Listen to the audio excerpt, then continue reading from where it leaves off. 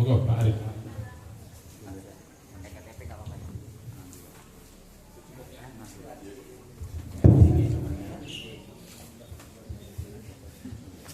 Bismillahirrahmanirrahim. Assalamualaikum warahmatullahi wabarakatuh. Alhamdulillahi rabbil alamin. Arsala rasulahu bil huda wa dinil haq liyuzhirahu 'alad dini kulli wa kafa billahi shahida. Asyhadu an la ilaha illallah wahdahu la syarika lah wa asyhadu anna Muhammadan abduhu wa rasuluh. Allahumma salli ala Muhammad wa ala ali Muhammad amma ba'du.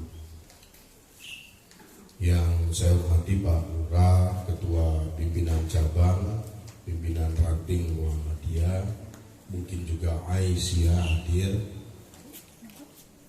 Pertama-tama mari kita selalu memanjatkan puji syukur kehadirat Allah Subhanahu wa Ta'ala atas segala limpahan rahmat dan karunia-Nya.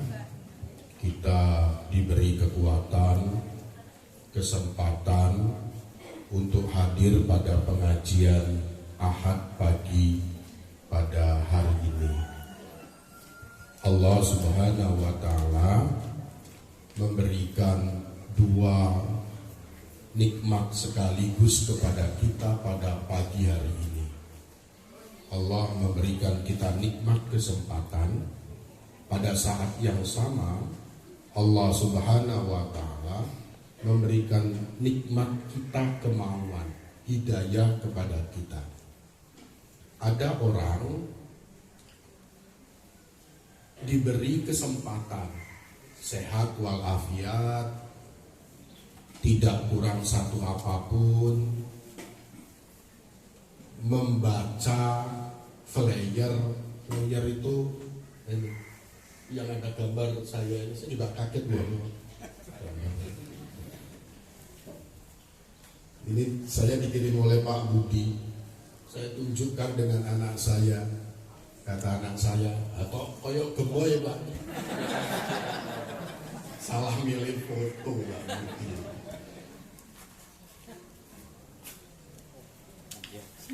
Membaca flyer, dengar pengumuman sehat walafiat, tetapi karena tidak diberi kemauan oleh Allah, hidayah yang gak bisa datang di pengajian ini.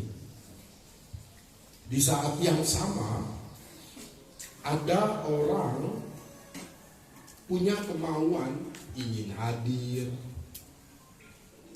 punya tekad, wah nanti hadir di pengajian, penceramanya kok mirip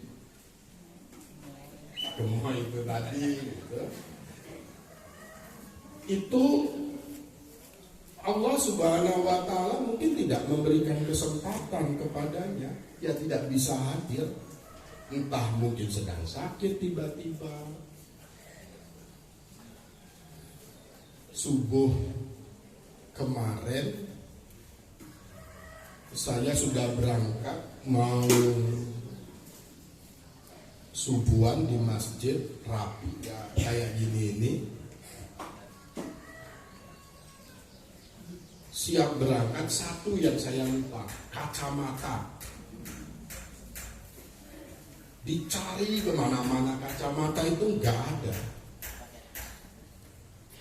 Saya tanya dengan istri bilang lah, masa Bapak semalam naruh di mana lah? Kalau saya tahu naruh di mana ya rantai itu kan.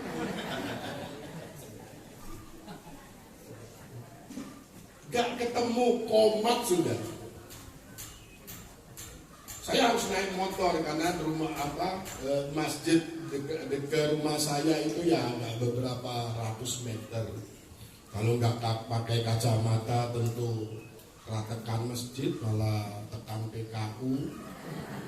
Dan kacamata itu ketemu ketika komat selesai. Ya terlambat, tetap datang terlambat.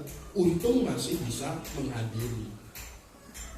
Itu artinya Bapak Ibu, Kemauan ada, tetapi kalau kesempatan itu tidak diberikan oleh Allah, ya tidak bisa. Nah, kita semua Bapak Ibu di hari ini, di pagi hari ini diberikan nikmat itu sekaligus. Ya kemauan, ya kesempatan. Jadilah Bapak Ibu hadir di pengajian ini. Nah, tugas kita adalah mempertahankan nikmat Allah ini. La in syakartum la azidanakum wa la in kafartum inna azabi lasyadid. Kalau kita pandai bersyukur, maka Allah akan menambah nikmat. Ayat ini kalau direnungkan Bapak Ibu sekalian, yang ditambah oleh Allah itu nikmat, bukan rezeki, bukan harta, bukan benda. Nikmat. Nikmat itu tidak tergantung pada benda. Nikmat itu tidak tergantung pada bendanya, tidak tergantung pada banyak sedikitnya benda. Nikmat itu tergantung pada hati dan cara kita berpikir.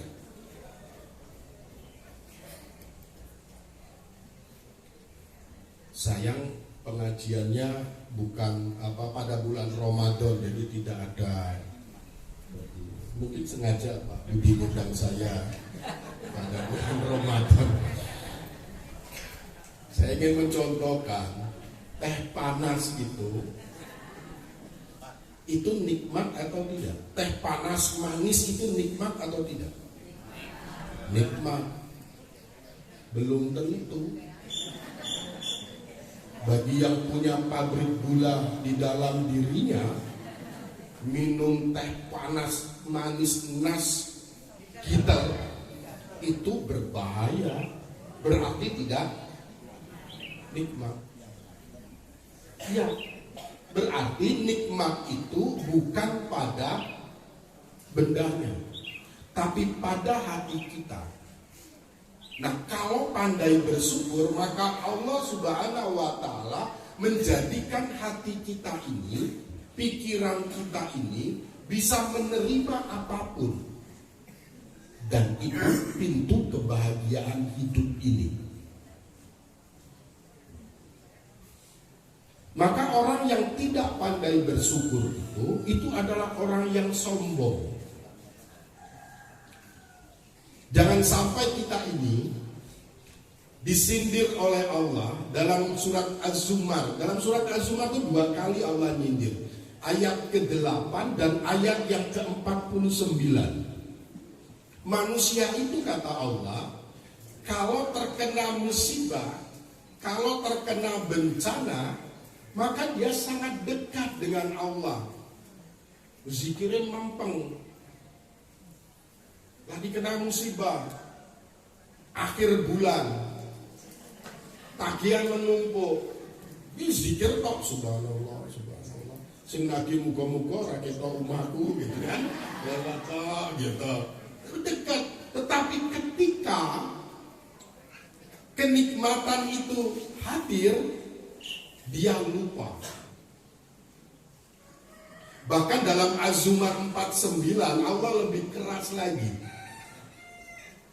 Manusia itu ketika terkena musibah, terkena bencana, dia dekat dengan Allah dan meminta kepada Allah. Tetapi ketika dia menerima nikmat, dia berkata, ini karena kepintaranku. Itu manusia itu, kita ini. Maka jangan pernah sombong. Agar tidak sombong, ya pandai-pandailah untuk bersyukur.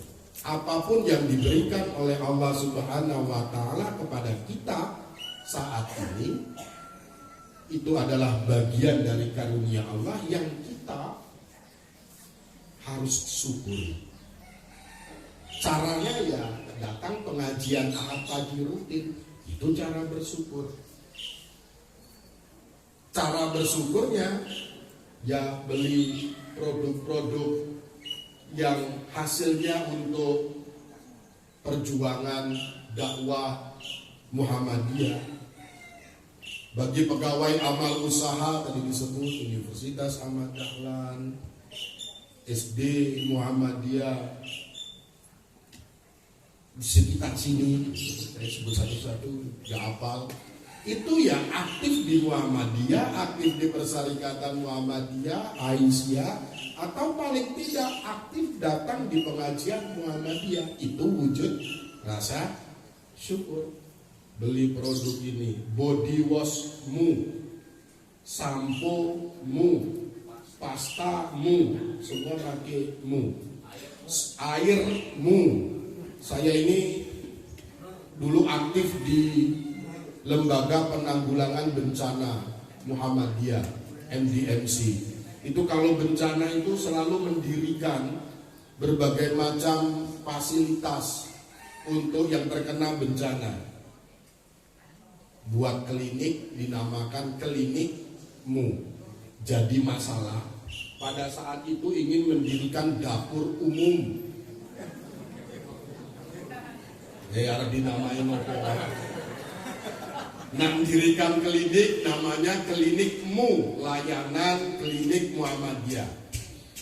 Mendirikan apa namanya bengkel gitu untuk kalau banjir banyak motor yang rusak, maka anak SMK Muhammadiyah itu diminta untuk benerin, maka dibuatlah bengkelmu. Butuh makan, maka kita harus mendirikan dapur. Mendirikan dapur.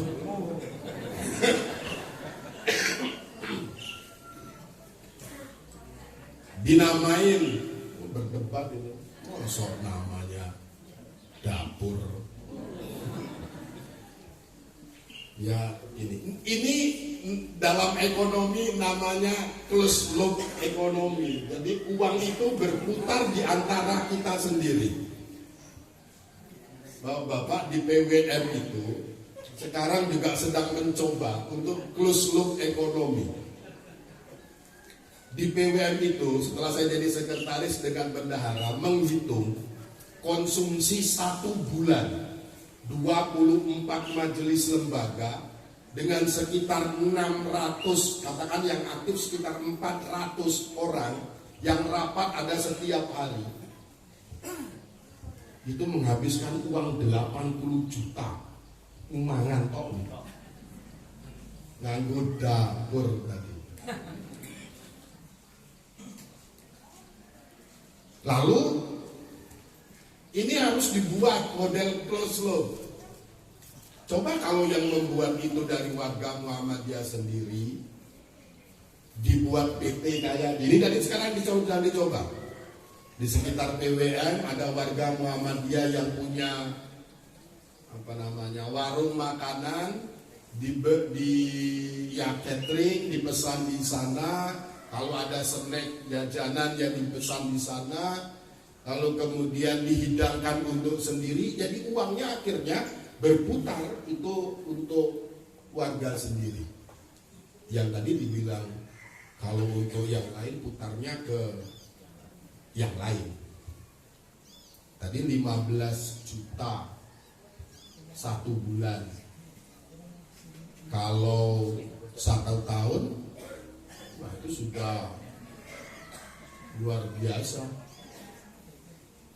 Maka mari kita wujudkan rasa syukur ini. Karena orang yang tidak pandai bersyukur adalah orang yang sombong. Allah tidak pernah suka dengan orang yang sombong. Karena kesombongan itu hak prerogatifnya Allah. Ingat Bapak Ibu, setan itu dikeluarkan dari surga bukan tidak percaya dengan Allah. Bukan. Setan itu dikeluarkan oleh Allah dari surga karena sombong.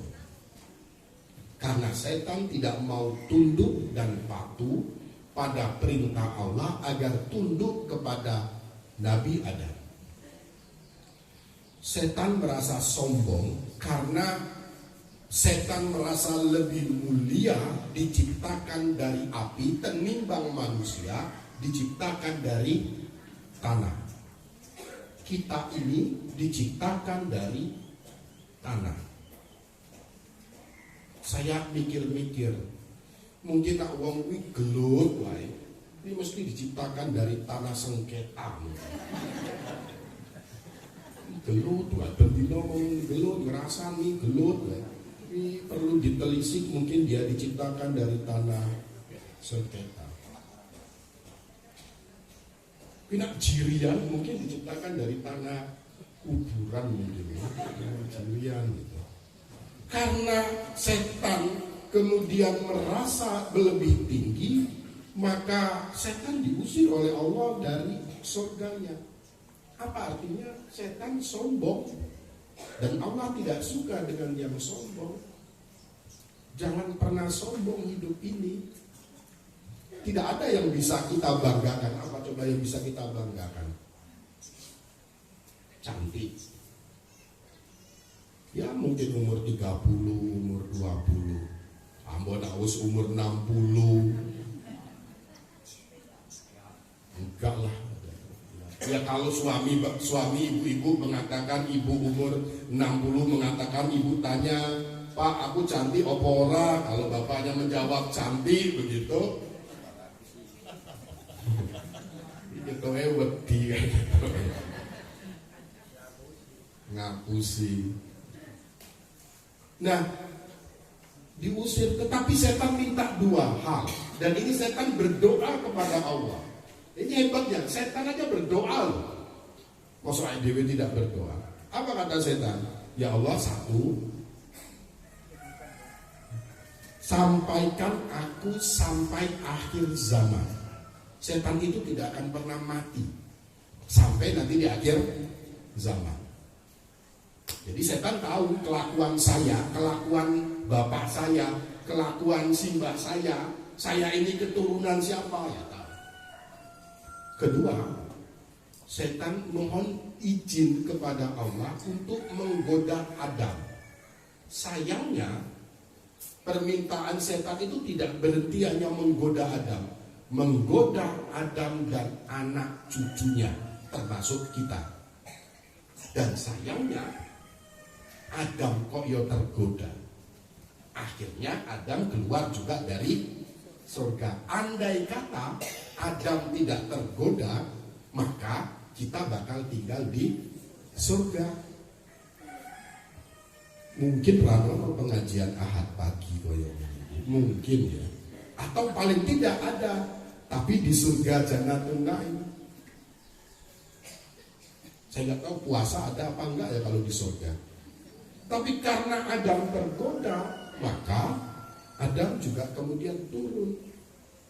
Dan setan tidak pernah berhenti menggoda kita. Gak pernah berhenti. Kenapa? Karena setan tahu nikmatnya surga. Kok tahu? Karena setan pernah tinggal di surga. Setan tidak akan pernah rela kita ini masuk surga. Aku penak banget gara-gara simbahmu aku metu saka surga, kok dirimu mau menikmati surga. Piye caranya supaya tidak masuk surga? Dengan berbagai macam cara. Di sini banyak setannya ya.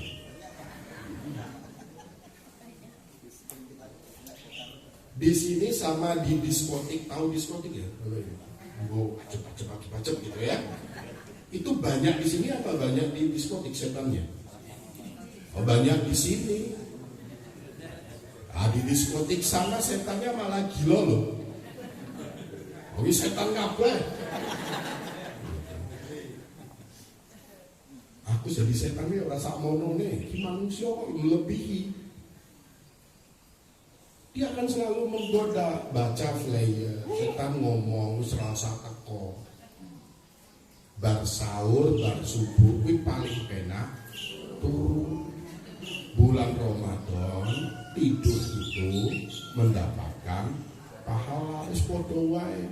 Pengajian entuk pahala, turu ya entuk pahala serasa teko. Pomene penceramane sapa ora ngerti. Gemoy. Wis serasa teko. Berangkat tidak tergoda, Bapak Ibu tidak tergoda, tetap ingin berangkat, tetap saja akan digoda. Dengar azan subuh, bar sahur, sudah jelang-jelang akhir Ramadan kayak gini, wah itu tingkat setannya semakin kuat. Kenapa semakin lama, semakin mendekati akhir Ramadan itu yang beribadah semakin sedikit? Karena tingkat setannya semakin tinggi juga, godaannya semakin kuat. Dengar azan subuh dari musola, setan menggoda, serasa teko. Sholat di rumah saja, podo kok insya Allah. Kata Allah, setiap tempat adalah masjid. Umamu di masjid, tidak tergoda. Bapak Ibu tetap ingin berangkat ke masjid, digoda. Wis wudune cepet-cepet adem, wudunya tidak sempurna.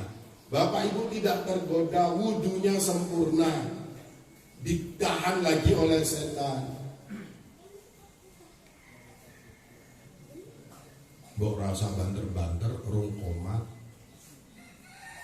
santai wae, lupa sholat sunnah, dan itu sangat tipis. Jangan pernah Bapak Ibu mengira ketika kita takbir Allahu Akbar itu godaan setan tidak ada. Saya merasakan ini cerita pribadi dan menurut saya jangan diikuti. Saya pernah sholat di kantor PP Muhammadiyah tahun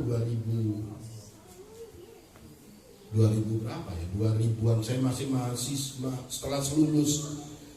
Sekitar tahun 2004-an begitu. Saya sholat di kantor PP Muhammadiyah Jalan Kiai Haji Ahmad Dahlan, saat itu masih di situ. Saya takbir sendirian sholat zuhur. Allahu Akbar. Di rakaat kedua setelah tahiyatul awal gitu naik gitu, ada jamaah yang mengikuti saya. Lalu nepuk. Untung bulan Ramadan, orang jadi opor. Gitu. Nepuk pundak saya lalu kemudian takbir Allahu Akbar. Saya ya yang mungkin imannya juga belum kuat. Ketika ruku saya rada melirik. Sopo toh nengguri gini. Ternyata Profesor Dr. Buya Syafi'i Ma'arif di sebelah saya. Itu ruku. Mulailah saya berpikir, ya Allah, iki ketua umum pimpinan pusat Muhammadiyah, masa sholatku cepat? Untung sholat zuhur, jajal kira sholat maghrib. Iso le moco kae, iso buaya banget nih. Sami Allahu liman hamidah, saya yang biasanya ya sami Allah sholat sendiri, sami Allahu liman hamidah, sami Allah. Ini beda, sami Allahu liman hamidah. Buya Syafi'i Ma'arif yang tadinya cepat ya agak lambat, saya sampai berdoa itu enggak tahu bah, mungkin enggak sah mungkin ya, tapi enggak tahu. Ya Allah, ini bukan ingin sombong, tapi sebelah saya yang jadi makmum ini kapan-kapan bisa ngimami ketua umum PP Muhammadiyah.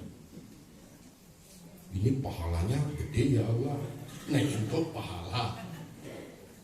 Itu lagi sholat loh. Lagi sholat. Maka Bapak Ibu, bulan Ramadan yang kita laksanakan sekarang ini itu adalah ibadah yang diajarkan oleh Allah Subhanahu wa Ta'ala. Itu hanya kita dan Allah saja yang tahu. Ibadah Ramadan itu kan ibadah yang menghadirkan Allah dalam setiap kehidupan kita. Beda dengan sholat, beda dengan haji.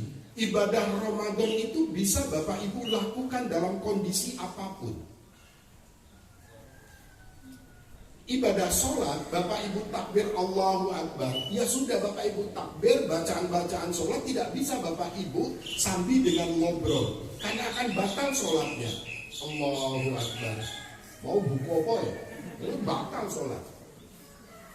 Bapak Ibu ingin haji, karena sekarang haji itu di DIY 30 tahun antrinya 30 tahun. Jadi kalau Bapak Ibu umur 50 tahun sekarang daftar haji, ya insya Allah 30 tahun yang akan datang baru bisa berangkat umur 80.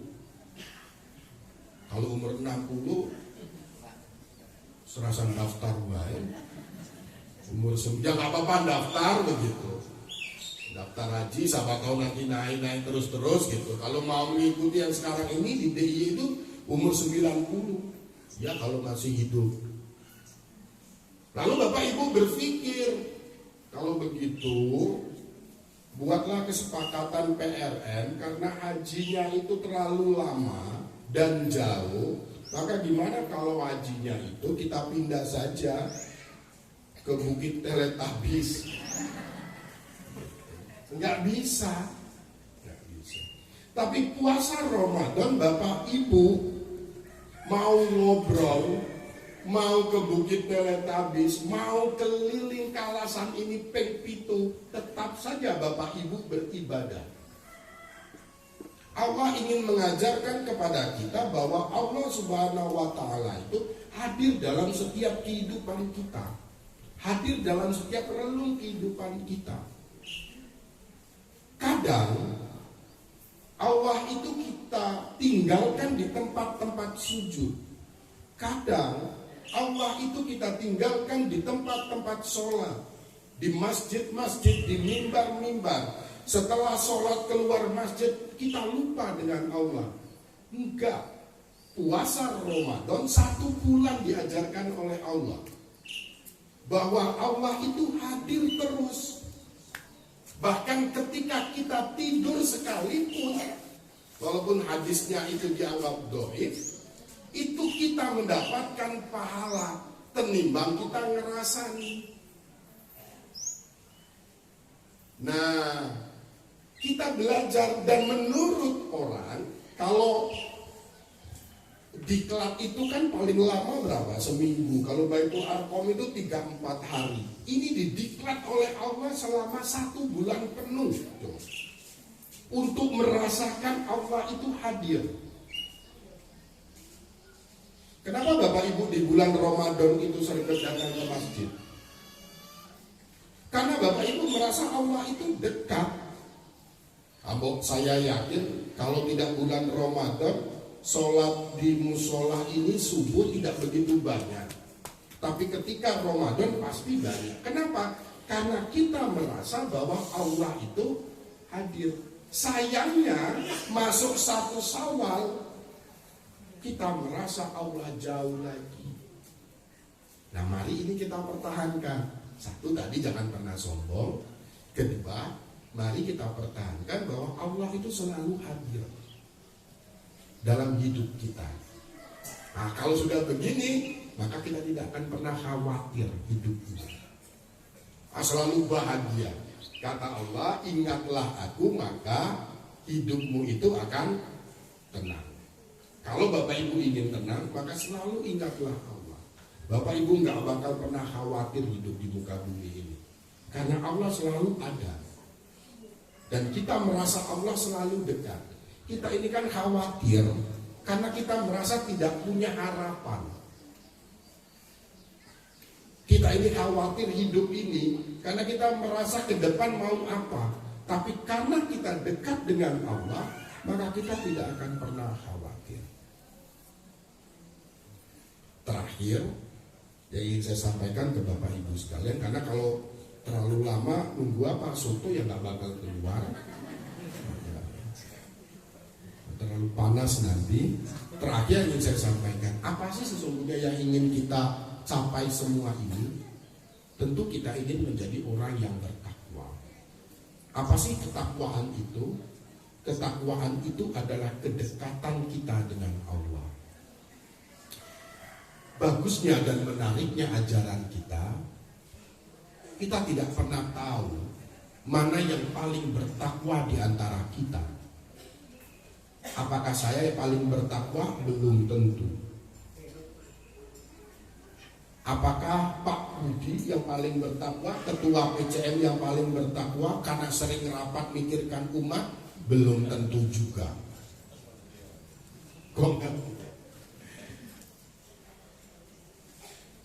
Kita tidak pernah tahu, karena itu kedekatan kita dengan Allah. Tetapi yang jelas, orang bertakwa itu tercermin dalam 4 hal paling tidak. Dalam surat Ali Imran ayat 134. Pertama, cerminan orang bertakwa itu adalah dia gemar berinfak, baik dalam kondisi lapang maupun dalam kondisi sempit. Berinfak itu nyah-nyoh lumo. Saya itu, mohon maaf Bapak Ibu, saya itu bukan orang Jogja. Saya itu orang Palembang. Sudah 30 tahun saya di daerah istimewa Yogyakarta ini. Tapi saya tidak berhasil dengan baik menguasai bahasa Jawa dengan baik dan benar. Jadi mohon maaf tadi bahasa Jawanya banyak yang ngawur. Tapi jangan khawatir, saya berhasil menguasai perempuan Jawa dengan baik dan benar. Jadi kalau ditanya bapak saya dulu ngapain jauh-jauh sekolah ke Jogja, itu mencari, kan dulu orang Sumatera itu kan terkenal keras kan, jualan kasar gitu.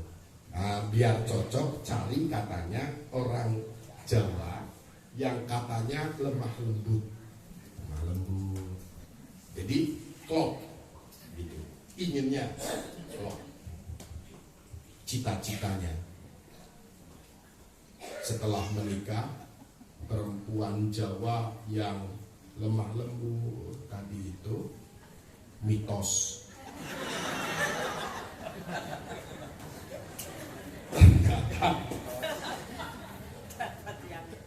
Sama saja. Ini live YouTube enggak ya? Semoga istri saya tidak nonton. Nonton gawat. Jadi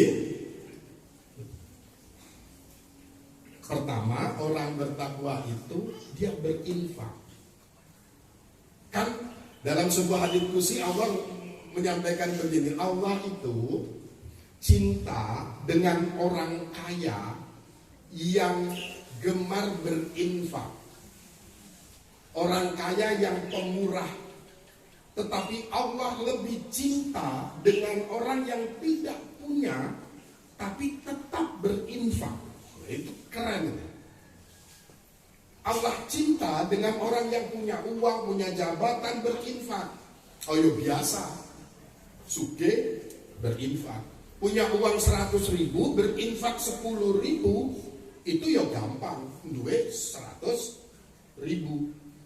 Tapi punya uang 10.000 kok berinfak 3.000, itu luar biasa. Maka dalam agama kita yang penting amal itu kan bukan banyaknya, tapi kontinunya, terus menerus. Yang bagus tentu banyak dan terus menerus. Jadi pertama, berinfak. Orang bertakwa itu berinfak baik dalam kondisi sempit maupun dalam kondisi lapang. Sekian banyak ini bertakwa apa enggak? Lihat saja kas masjid atau musola ini, itu besok semakin banyak atau semakin sedikit. Kalau semakin banyak berarti ibadah Ramadan itu berinfaknya mencapai derajat takwa. Lihat saja sekian banyak yang mendengar ceramah dan promosi yang pakai mumu tadi ada infaknya itu laris apa enggak? Kalau laris berarti puasanya berhasil. Tapi kalau enggak laris, ya susut totolan mana ya? Itu yang pertama. Yang kedua, orang yang sudah mencapai derajat takwa dalam berpuasa itu bisa menahan amarah. Boleh lo marah itu. Tapi orang yang bertakwa itu bisa ditahan amarah. Kalau Bapak Ibu berinteraksi dengan sesama dan Bapak Ibu ada gesekan dan Bapak Ibu dongkol, Bapak Ibu marah, boleh. Tapi yang baik itu adalah amarahnya ditahan. Ngelus dodol ditahan, amarahnya sabar. Maka lepas Ramadan ini, kalau Bapak Ibu masih marah-marah saja, itu berarti belum berhasil.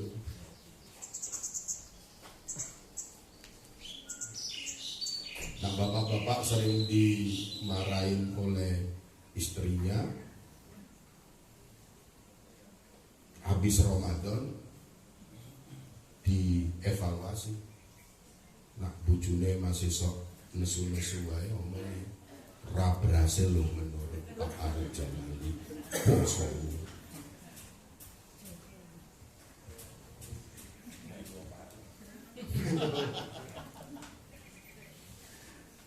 Jadi bisa menahan amarah. Ini penting.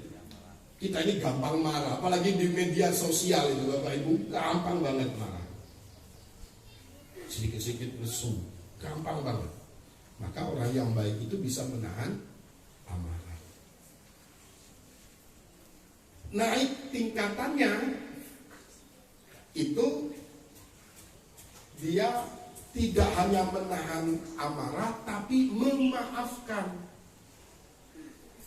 Kalau sudah bisa menahan amarah, maka ditingkatkan levelnya, memaafkan.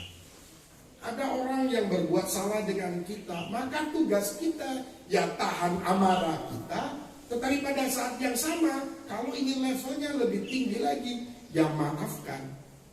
Bukan meminta maaf loh. Memaafkan, ini kalau semua orang memaafkan kan beres ini. Saya memaafkan Bapak Ibu maafkan yang lain dan macam-macam, itu kan sudah damai hidup ini. Kalau kita selesai beribadah Ramadan menjadi orang yang bertakwa, itu damai hidup kita ini. Terakhir, tingkatan paling tinggi itu ya berbuat baik.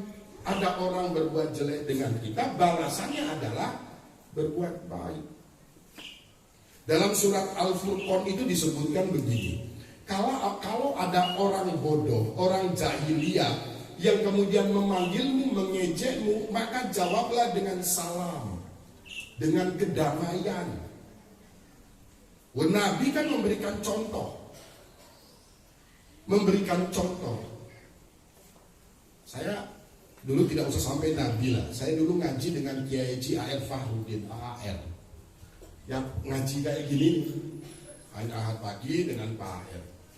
Saat itu musim kampanye, masih 3 partai. Pakai belajar itu sejak dulu. Lagi pengajian, rombongan belajaran banter, gitu. Nah, yang di luar banyak anak muda. Arab ngoyak. Apa coba kata Pak R? Rasa dioyak. Kayak mungkin kebelet loh. Kena kecekel, malah mambu kabeh. Itu cara Pak R menahan amarah. Cara Pak R untuk kemudian kita ini menjadi orang yang bertakwa. Diajarkan kayak gitu itu. Kalau Nabi lebih lagi. Nabi itu ada orang meludah Nabi saja, dititeni Nabi loh meludah. Dilempari kotoran mau berangkat, ya wis tak ganti baju. Sesuk mangkat meneh dilempari lagi, diludahi lagi. Sampai batas waktu saya ngelempar kok ora ono dinteni Nabi gitu. Kok ora ono sing ngelempar? Kok ora ono? Besok teko meneh, Nabi tidak ada yang ngelempar lagi.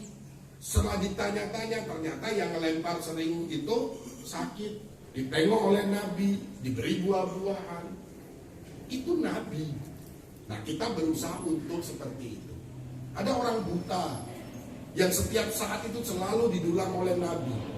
Dan orang buta itu Yahudi. Dan selalu ngece Nabi dan ngoleh-ngolehin Nabi. Ketika Nabi sedang mendulang, jenengan ngerti lah karo Muhammad. Dijawab Nabi, J kertos, ayo aja, dukun ya boleh kan, ngomongnya piye men. Tapi Nabi sambil dulangi, yo nggak apa-apa kata Nabi. Sesuk begitu lagi terus gitu. Sampai satu waktu Nabi meninggal, lalu Umar bin Khattab tahu bahwa itu amalan Nabi dilanjutkan oleh Umar. Didulanglah orang buta itu oleh Umar. Orang buta itu menolak. Bukan biasanya, biasanya halus yang dulang lagi, kasar ya. Sopo gue ini? Endi sing biasa dulang-dulang aku iki sapa? Endi? Dijawab, yang mendulangmu itu sudah meninggal. Sapa? Muhammad sallallahu alaihi wasallam. Nabi. Jajal, ada Bapak Ibu ngasih itu. Lalu kemudian yang diberi ngone-ngone ngomongin kok samene wae datang pengajian. Ngenteni suwi. Kira-kira gitu, sakit hati nggak yang menerima? Nah, kalau Bapak Ibu tidak sakit hati gitu, azki levelnya berbuat baik, takwanya berhasil. Semoga Allah Subhanahu wa taala memberikan kekuatan kepada kita agar kita ini menjadi orang-orang yang bertakwa, selalu dekat dengan Allah Subhanahu wa taala. Amin ya rabbal alamin. Terima kasih atas segala perhatian. Mohon maaf, nasru minna wa fatul qarib wa basyiril mu'minin. Assalamualaikum warahmatullahi wabarakatuh.